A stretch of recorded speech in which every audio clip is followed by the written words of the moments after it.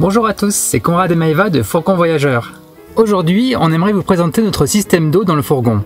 On est vite tombé amoureux d'un système absolument low-tech, sans électronique. Vous allez voir, c'est un système simple, facile à maintenir et qui nous donne une grande autonomie. Le système est composé de 5 parties principales. Les réserves d'eau potable, la pompe à pied, le bec verseur, l'évier et le réservoir d'eau usagé. On a simplement une pompe à pied fixée au sol qui nous permet d'acheminer l'eau jusqu'au bec verseur. Elle coule dans l'évier et finit sa course dans l'évacuation après avoir traversé un siphon classique. L'évier est bien confortable avec ses 40 cm de profondeur et 46 cm de large. C'est un évier de cuisine Ikea tout simple. On a aussi une passoire spéciale pour cet évier qu'on utilise comme égouttoir. Sous l'évier, on retrouve 3 bidons. 2 bidons d'eau potable de 15 litres chacun et un bidon d'évacuation de 20 litres. Pour éviter qu'ils ne bougent quand on roule, ils sont rattachés à la paroi avec une sangle. Dans la banquette, on a aussi 40 litres de réserve supplémentaire. Pour recharger, on enlève la sangle et on détache les bidons. On est ensuite très mobile pour recharger en eau.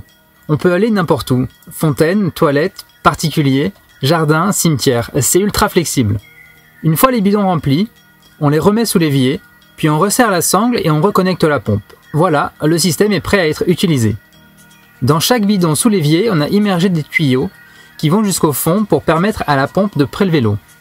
Quand un bidon est vide, il suffit de le débrancher et de passer au suivant. Chaque bidon vide nous alerte sur l'usage de nos ressources, du coup, pas besoin de jauge d'eau disponible, on en est toujours conscient. Et quand les 2 bidons sont vides, on les échange avec nos réserves dans les banquettes. Et quand ceux-là sont vides, il nous reste 10 litres de réserve et un signal fort. C'est le moment de recharger. Côté évacuation, on vérifie fréquemment si elle est pleine ou non. Quand le réservoir d'eau usagée est plein, on le sort et on va le vider, tout simplement. Au début, on a eu quelques problèmes de mauvaises odeurs qu'on a résolus grâce à du vinaigre blanc et avec de la javel ponctuellement. Ce qu'on aime, c'est que ce système est facile à maintenir. C'est un peu comme un vélo. Aucune pièce n'est cachée et il est facile de remplacer ou d'améliorer des parties du système. Voici un bon exemple. Quand on a commencé il y a 6 mois, nos réservoirs d'eau potable ne faisaient que 40 litres. À 2, ça voulait dire qu'on devait retrouver de l'eau tous les 3 ou 4 jours. Du coup, on a racheté 2 bidons de 15 litres supplémentaires, et voilà, notre système est étendu et on a désormais 8 jours d'autonomie complète grâce à 70 litres d'eau. L'autre chose qu'on aime, c'est que la pompe à pied permet de vraiment contrôler la quantité d'eau qu'on utilise. C'est un rappel constant du fait qu'on est dans un environnement à ressources limitées. Voilà, vous savez tout sur notre système d'eau low-tech dans le fourgon, on espère que ça vous a plu.